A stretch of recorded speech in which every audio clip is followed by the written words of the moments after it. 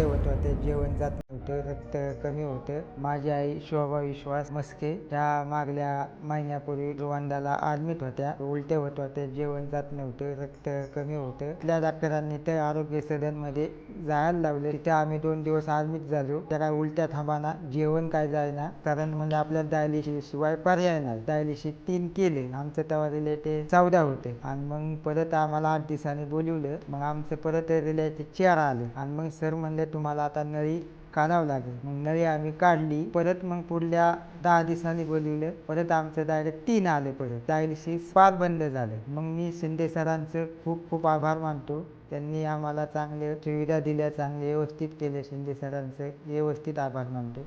माझी पत्नी शोभा मस्के मागल्या महिन्यामध्ये श्रीगोंद्याला ट्रीटमेंट चालू होती. उलट्या ही अंग दुखत होतं, ते राहतच नव्हतं. मग आम्हाला तिथल्या डॉक्टरांनी आरोग्य सदनमध्ये पाठवलं शिंदे सरांकडे. तर तिथं आम्हाला शिंदे सरांनी 3 डायलिसिस केल्यावर पुढच्या आठवड्यात आल्यावर डायलिसिसची गरज नाही लागली. नगर जिल्ह्यामध्ये एकमेव डॉक्टर असतील तर शिंदे सर आम्हाला देवाप्रमाणे मिळाले. त्यांचे आम्ही ऋणी आहोत. आम्ही त्यांचे खूप खूप आभार मानतो.